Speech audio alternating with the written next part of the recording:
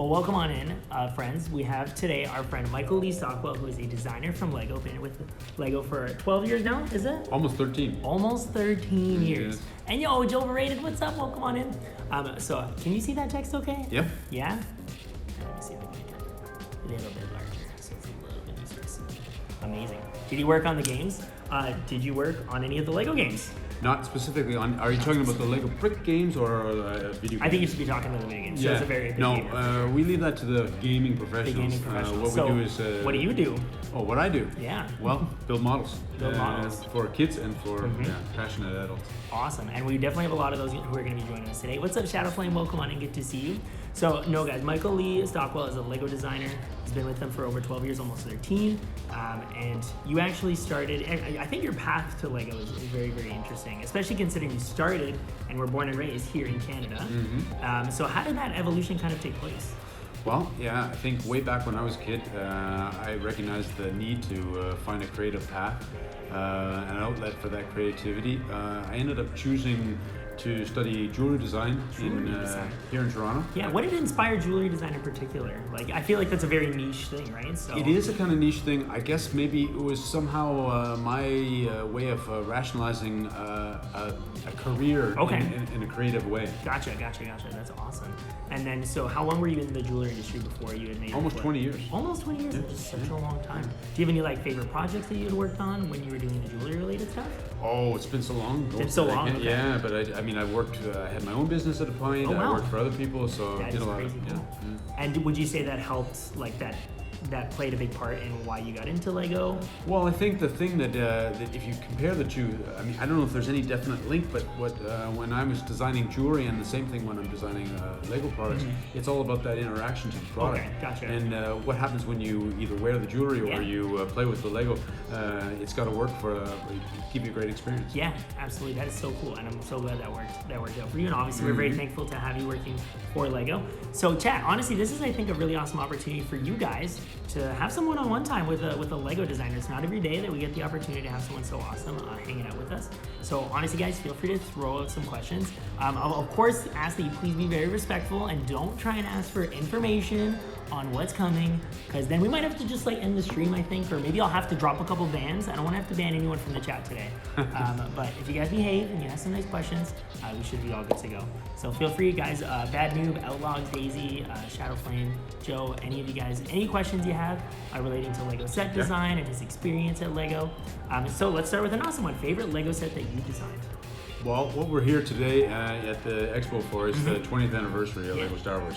So if you're not aware of that, it's 20 years ago, 1999, we signed a license with Lucasfilms to make product of Lego. So we're celebrating that, and we decided to make 5 products that would reflect those 20 years.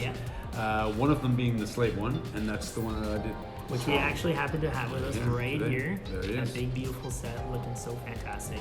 There's just so many amazing details on this model that I really can't get over. Like some of just the subtle detailing, like the slight, change in plate height there to get that kind of detail. The introduction of the new piece, of course, is fantastic. Can't wait to see that come out in a couple more colors so we can make use of that. So would you say though that this is your favorite? Yeah, I think maybe. Yeah. I mean, I've done some other ones that were also right up there, but yeah, this is it. I think it's a really, really special set. Because honestly, when you first look at it, you're just like, oh, hey, another Slave One, right? But then you really start to dive into all the details, and especially during the panel, getting to see the inside of the model, it's really, really impressive. Just the thought and the effort, guys, that went into the interior of this model to make it incredibly, incredibly strong. So amazing job on this. I can't wait to get my hands in it and build it. We're definitely going to be sharing that with you guys as well. I know our friend David's over there. He's a big fan. You had the original Slave One, did you? Yeah. Yes. So he's going to be coming over. You guys might remember from the Millennium Falcon stream last year. And he's going to come over and build that with me. And it's going to be a really, really good time. Cool. Yeah. So Daisy's got some good questions there. What concepts do you consider when designing Lego? So maybe like a little bit like of what your process looks like. I know we had gotten that question kind of in the panel as well, so you can maybe talk about... You're thinking about the design process and what we're considering? Yeah. Well, one of the things I have to remind people is what our focus is on designing a toy for a child. And we're thrilled that adults or older older kids, Yeah. Kids love at the heart. product. Yeah, kids at heart love the product as well. But this has to be something they can play with. It's not just about building and putting on a shelf. It's about building and playing with it. Yeah. So it's got to be robust. You know, it has to be also a good experience when you're building it. It has to flow. Yeah. If we market for a 7-year-old or a 10-year-old, the 10-year-old should be able to build it. Yeah. So That's that's awesome. important. Well, there you go. That's amazing. And I do know the answer to this one, Rando. You've been at LEGO for almost 13 years. Has it always been LEGO Star Wars, or have you done other themes?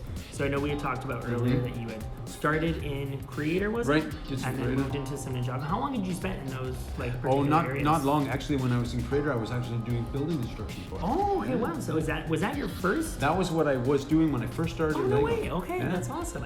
Yeah, and I was really missing the design process, so Okay. I kind of convinced some of the people in the Creator that I actually could build some models. I think one of the cool things, not a lot of people know about it, but there is a Creator box way back where I've actually done one of the models and the building instruction.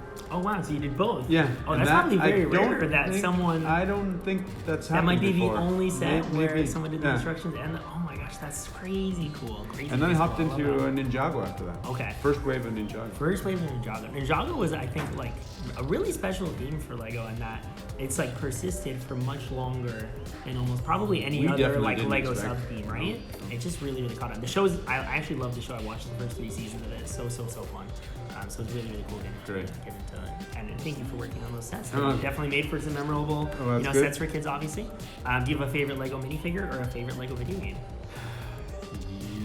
Yes, I'm not a gamer, Okay, not yeah, that much, totally so fair. I wouldn't even really know what to tell you there. Yeah. I'm really thoroughly impressed when I take a look at the stuff that is being developed, and what we do when the games are being developed, we're approving content for Okay, them, so gotcha. we have an idea of the flavor of the Yeah. game. Figures, my favorite. Somebody asked me before what my favorite Star Wars figure is, and Okay. I think also maybe a minifigure. I really love Watto. Watto, okay, yeah. Are you talking about like the original Watto, the more recent one? Well, the more recent one. The more recent one, because okay, that's yeah. the original. A little lackluster, a little but simple. I mean, if you look at what we had to work with back then, Yeah. but I worked definitely on the development of the more Okay, recent amazing, one, yeah. and I just love his character in the film. Yeah, he's such a fun guy. And if you guys didn't know, Michael does also work a lot on, influencing the minifig design process.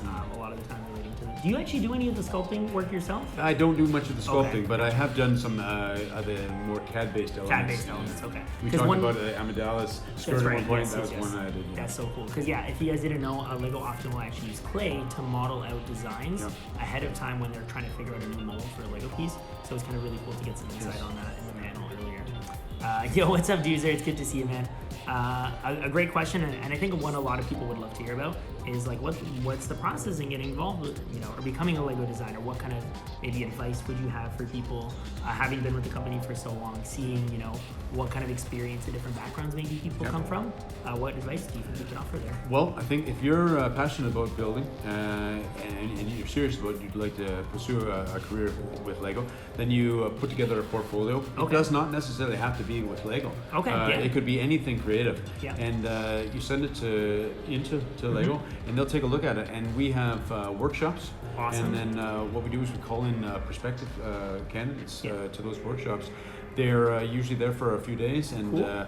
they go through a number of different projects and assignments Yeah. and see how they perform Absolutely. with that. And then, if you're lucky enough to make the cut, Amazing. then they'll And would offer you a job. say because I think a lot of people maybe would think that design is maybe perhaps very individual, but would you think teamwork would be an important thing that people need to Yeah, look out for? absolutely. And part of those workshops, you will be requested to work together with Okay. other candidates. So that's something to keep in It's mind. guys. It's not just a solo thing No, that you can definitely do. not. Yeah. And I, in the presentation we talked about, or that we did earlier here at the Fan Expo, I definitely gave credit to the rest of the guys on our design team. Because how big is this LEGO Star Wars team right now? How I many think we're people about on 10 it? designers 10 and 2 or designers. 3 graphic designers. Yeah. So. And how many people would you say maybe get involved with like a single? So like this LEGO set, obviously you were the main designer, but how many other people had maybe had a hand in bringing this? Well, every model that's being developed, we meet regularly. Okay.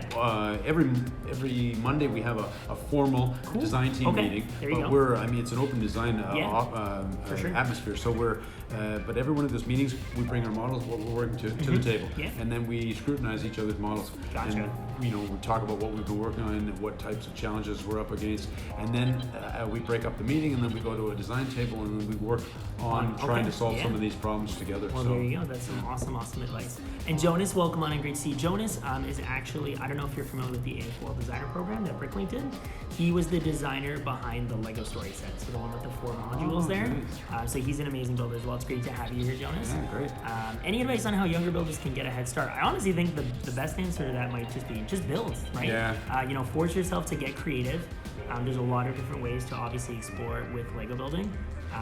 It's interesting because you didn't come from a background where you were building with Lego, right? No, I didn't. So and there are actually, certainly in my generation, there was not necessarily a set path. It's a more structured process now, but I've got a lot of colleagues, friends that came from quite diverse backgrounds. Yeah, I've heard a lot of different stories. Although I always feel like there's a little element of design. Because you got to have that creative mindset, right? To kind of visualize stuff. So that's awesome. But I would say, adding to that, you don't necessarily only have to, build with Lego. For sure. I mean, any way you can get that concept in your head, communicated. Yeah. That's what you got to work with. That's amazing. So Duzer, I think I can answer that question very firmly. Skyrim, Fallout, horror themed stuff. Those are all kind of very not fitting for the Lego brand. Lego is still a family-owned company. They have family values. They always want their sets to be approachable to kids. For the most part, I have to admit, I was pretty surprised to see Stranger Things. I think that's probably the furthest I've seen Lego push it. You're right. But I think Stranger Things has a very cool theme to it. And even though there is some stuff maybe that you wouldn't want your kids to watch in the show, it's reasonably approachable. Did you have any thoughts about seeing Stranger Things happen with Lego? When I heard we were going to do it, I was a little bit, okay. Because I agree with you. It was, farther than we've gone before. Yeah. But I think we did it in a good way, and I agree. Awesome. Cool. Yeah. Hund, welcome on in. Hund is actually from Denmark himself. So we have friends joining us from all over, which is amazing. Christy's from down in the US. Great to see Christy, by the way. I think Bad News from the US, Ella's from the US, Doozer's from the UK, I'm pretty sure. And no worries, Bad News. Have a good one. Oh no, Bad News is in the UK. It's late for him over there. And Neko, welcome on into you as well. What isn't? Yeah, exactly, Doozer. So this emote here. Emotes are very popular on Twitch, just to give you a little bit of history there. I probably should have told you more about this earlier, so you'd be aware. But emotes are very popular. So Kappa, that's the name of that one. Yeah. It's a very, very popular one used to express sarcasm. Okay. So obviously his question is not intended to be very, very serious. Asgardian, welcome on into you as well. Asgardian is actually from Western Canada, but he's also a very, very big Lego fan. And I think you're moving into AFOL very, very soon. Does some amazing design. He primarily does work at studio, but his builds are fantastic. Cool. Well, I wish I had an easy way to show them all so that Michael could see them. But the stuff that they're able to do. You see it all over the respect, place, right? Fantastic work. Yeah, and I feel like you now, and I think it's become more of a trend recently, that Lego hires so many AFOLs. Right? A lot of the designers that are coming in are AFOLs, because what better place to get experienced Lego builders than people who do it every single day and absolutely love it. How do you start designing a set? Do you get some artwork from an upcoming Star Wars movie and decide what you want to build from that movie? Do you start with minifigs maybe? That's a great question from Jonas. So what does the beginning of the design process for a set look like? Yeah, well, it starts with, like you're talking about, it starts with reference from, when we're talking about Star Wars at least, reference from Lucas Disney.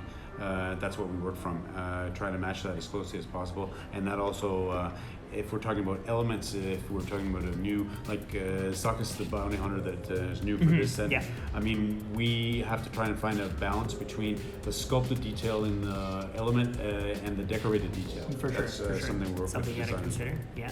That's awesome. Well, one of the things I couldn't resist picking up, the handle on the back here. It's a really, really cool feature that Michael worked in.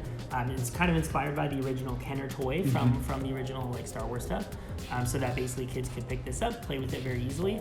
And what's really, really amazing is there is 2 little red tabs on the back. Hopefully you guys can see those okay.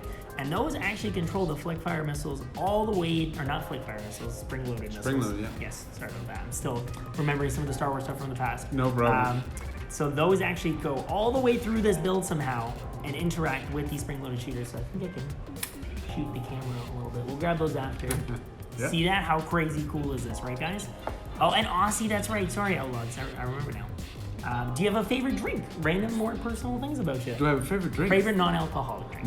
Non-alcoholic drink? We're family friendly. Can't talk about the alcohol. Oh, gee. I don't know. I've never thought about that. You don't have like Dr. You know what? You know what? Pepper, I do have. Danish? I love root beer, and you can't Root get that beer. in Denmark. It's not in Denmark at all. You can maybe find it in a parallel import like store, special but place. you can't find it in the supermarket. Gotcha. That's crazy. Well, there you go. So send root beer to if you ever go to Denmark, guys, make sure you bring him some, okay? What about things like Teletubbies or Tweenie sets? And like they make great presents for my nieces. I feel like Lego does occasionally touch upon like, you know, younger themed stuff. Obviously, Lego has a really great relationship with Disney, so we see a lot of stuff that's related to Disney.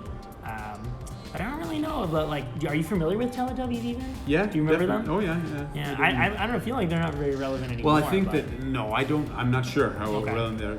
But every time there are a lot of licensed properties that we take a look at. Okay. And just the ones that we do have in the portfolio are not the only ones we've considered. Gotcha. So. And would you say, I don't know how familiar you might be with this process, but is it always, like, does it kind of go both ways in that Lego reaches out to licenses and be like, hey, we'd like to work on something with you? And does it happen where it's like a company comes to you and says, hey, we'd love for you to make something? Yeah, it's a two-way process. Okay, so I think that probably in the past we were maybe reaching out to them, but now because Lego has grown the way they have, then it maybe goes the other way a little more. Gotcha. As Granny says, oh no, I'm not going to Denmark. No, come on, you know you want to go to Denmark. I'm pretty sure we all convinced this Guardian to apply not that long ago, but you've got a couple more years maybe before you're ready for it. No, the Star fan, love the ship designs and movies. I totally agree with you. So that was, I think, one of the things that had really drawn me in as a kid, was just seeing all the crazy cool vehicles. When I was younger, episode 2 was my favorite movie, not because of the movie itself, but I think they had to introduce a ton of new designs. The ATT, the six-legged walker, I just thought those were some really, really unique designs. Hund is also hoping for some root beer. Are you ever assigned to multiple projects at once? That's a great question. Are you often tasked with working on multiple designs at once? Well, me personally, I'm doing a lot of management work as well as design work, so I don't often do, but some of the other designers will often straddle a couple of things at the same time, because it's actually going to be a really healthy thing to let a project sit for a day or two while you're working on something else. Kind of a problem if you get your back against the wall, you can sometimes step away a little bit. Yeah, it's always good. That's definitely one of my favorite things to do is when I work on a build, especially if you get a challenge, is just set it aside, work on something else, get your mind on it, and then you can come back to it with a fresh set of eyes, and that can make the biggest difference. You'll maybe see something that you just couldn't see before, because you often get stuck in a loop in your It's like a writer's block. Yeah, exactly. Builder's block, right? Builder's block. Yeah, Builder's block. As a special needs parent, I'm always looking for toys that are inclusive for my child. With more awareness for autism, how is Lego being inclusive with special needs adults and children? I know a really good recent example of that is Braille bricks. That's something that Lego introduced recently. I do feel like, in my experience working at the Lego store, I often got feedback from parents of autistic children or children with special needs that they often actually find they really click with Lego, pun intended. That's also been my understanding. Just because I think, again, it kind of leans back to what we were talking about in the panel with how Lego is a system. And having something systematic really, really helps. I think people understand how things come together without having to be necessarily like kind of directly told. That's why Lego can be instructions without a single word, because it's just logical at how things come together within that system. So I think Lego itself kind of lends itself really, really well. But it's been great to see something like the Braille, for example, come about and kind of help expand that. And I'm sure we'll continue to see. Yeah, and I don't know how many people are familiar with our whole line of Lego education products that are not necessarily something you see on a retail shelf. Very prominent in schools and programs and stuff like that. So that can be a really great way to get people introduced as well. I don't know do's or others. So it's a good question about the thing. And Johnny, what's up? Set to Build, just to highlight quickly, is a very good friend of mine. He also streams Lego building on Twitch, as Guardian does as well. But he's one of the first people that I met. We had actually started in the same month. So, because when I started streaming, I found Twitch. I was like, oh my gosh, this is so cool. Look at all these people doing things live. It's so fun to be able to interact with people while you're doing something. But I went and looked and I couldn't find anyone doing Lego. And I was like, this makes no sense. I can't believe no one is creating Lego content on Twitch. So I decided to start. And I think Set to Build had a very similar idea. And so we've been good friends since we've done events together at some conventions and stuff like that. He's just a great guy, and I've seen him here. Oh, that's great. Well, as you know, I don't know much about Twitch, but what I'm learning, I think it's fantastic. Pretty cool, right? Like, really I don't know, cool. how many friends do we have hanging out with us right now? Let's see. There are 18 people, Wow, just like that's cool. from all over the world hanging out with us right That's now. great. Classics. Sorry to interrupt you. No, you're good. Please, you're allowed to do that as much as you like. Classic space from the 80s are the best. Change my mind. So actually, I would be curious. Did you grow up with Lego sets as well, and what were some of your favorites from your I did, childhood? but I don't remember the Lego sets as Okay. as sets with numbers. Like I Gotcha. said, my Okay. Lego from my childhood is way back to pre-minifigure. Gotcha. So gotcha. everybody talks about, I was a Lego Classic Space or Space, something yeah, like exactly. that. And I honestly can't say that those were the. I do remember when I was. Prior to me working for Lego, Yeah. I can remember the sets. My two sons were Okay. heavily into Yeah. Bionicle. Gotcha. Bionicle being an amazing theme for sure. Yeah, that's amazing. Now root beer. Don't think you've ever had root beer? Oh, you're missing out, user. It's some good stuff, man. It's some good stuff. See, is a streamer without hands building Lego. And Neko, it's awesome to see the kind of things that Twitch kind of inspires. I am familiar with who you're talking about, Neko. I think it's No Hands, a gentleman from New Zealand. His entire stream theme is that he does things with no hands. Wow. So he'll do Lego building, he's done art, he does gaming. It's really, really amazing to see people kind of push the boundaries of what you can do. But I will say, and Daisy, Lego education products exist, but they're not easy to get your hands on as like a regular No, because consumer. like I said, they're not standard retail. Yeah, they're very, very catered towards like for schools to get their hands on and stuff like that. So do be aware, but I would definitely say be on the lookout for programs. There are a lot of like lunchtime and after school building programs. There are summer camps. So those may be something to look out for. But otherwise, go to your school board or see go if that you way. can See like if you can encourage influence that kind of project to come into because the they are space, right? available worldwide. Yeah, absolutely. And pictures and videos, never seen in real life. Exactly.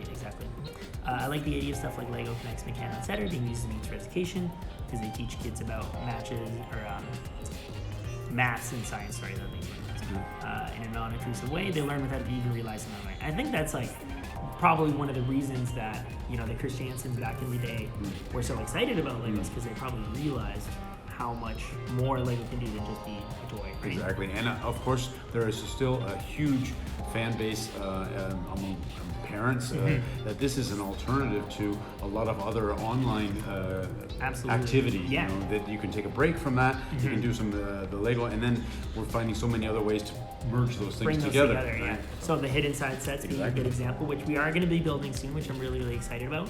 Those are augmented reality sets that Lego has just recently released, where you can kind of bring the set into your phone, or in a way, see your phone projects things into the world, so you can interact with the set. I'm also looking forward to playing with that. Yeah, they look so cool. Yeah, we have them at the Apple Store. My chat knows I work there. So we have them on displays, and we have phones that people can use to play with them right on the spot. And it's been really exciting seeing the kids get super pumped up about them. Fabuland was your first at home. Oh, cool! Awesome. Yeah, that is awesome. My So that sister had Castle and Fabuland. Pirates. Yeah, Fabuland was I feel like in a lot of ways like an underrated theme. They'd gone really, really like honestly in the sense like wild with like the theming of it. It was just so unique, so out there, and I think it was really, really fun. Under which circumstances do you choose to create a new Lego piece for a set or multiple sets? I think that's an excellent question for you, Michael. What would be your answer to that? Well, on this set here, and we can just pick this one up. See, right here, these two bricks, and there's a left and a right version, and they're also used over here. They were created as new elements for this set, specifically for this set. You could, just prior to the release of this, get the same element in white on an Overwatch Pro. Oh, I didn't know that. Okay, I built all the Overwatch sets. I should have noticed that. Yeah. So they actually launched exclusive. They got the exclusive launch on it, but we developed the element. Gotcha. So, but what I recognized that for the design of this, I needed a really steep rise in sloping in multiple directions. The element that we prior to this had used, although it only sloped in one direction, it rose to a height of 2 modules. We didn't have that element anymore. It had been deleted. It had been removed. And so that Lego was does need to make room for newer elements. Exactly, when we make something they can't new. just make as many parts as they want. That No. would be extremely expensive. And Exactly. difficult to maintain. So that was so we had a good case, and that's basically about having a good case for why do you need the element. And if the case is good and strong enough, then we make. And do you have to do a presentation where you basically are trying to not convince formally, the team? Okay. but not formally. But what we do is we have what's called an element frame, and meaning that we have a certain amount. It's kind of like having a card that you can clip in Danish. The Danish word is klippekort. Okay. And it means that a card that you can kind of take and put a notch in. Okay, gotcha. And you only got so many notches, right? For sure, so for sure. you can't just go wild. Yeah, absolutely. Always good to see you. Have you participated in designing any of the UCS Star Wars sets? Which one is your favorite? Oh, my favorite. And chat, while he's thinking about this, I want to give you a little warning that Michael is due to head down to an autograph signing. So I think Jonas's question is going to be our last one. I think it's an awesome one to run because UCS sets are obviously a fan favorite. So what were your thoughts? Well, I think it's pretty hard to get around the latest Millennium Falcon. The latest one. Did you have a big hand in that one? Oh, I wouldn't say a big hand. It wasn't my design. I've never had the opportunity to design one of those huge sets. I'd love to do it. It requires you to be able to kind of clean your calendar for about a year. Okay. And I don't have that luxury. Gotcha. So, I mean, the whole, especially on a project that big, the whole team's in the works. So we brought in experts from the Technic team during the process because there was a lot of that in there. I remember that for sure. Well, when you add 2,500 pieces to the original blueprint of that ship, you're adding a lot of weight, and so you're starting to press or demand something from the bricks that you're not even certain where you can. Yeah. So we really need to work at strengthening that structure. Makes a lot of sense. Well, guys, I want to make sure Michael can go. It's so great to see you, Dan. It's good to see you as well between the bricks. Thank you guys so much for joining us and asking some questions to Michael. Michael, I hope you enjoyed your first. I did. This was a lot of fun. Pretty cool, right? Being able to do this. So, and guys, don't worry. I will highlight this. So for anyone who just tuned in late, we'll get that for you. And then, of course, I'll be live back on Sunday, and you guys can ask me all the questions you want about the panel this weekend, everything like that. So thank you so much, guys. We will see you on Sunday for some more LEGO fun. Have a good one. Take care. Bye.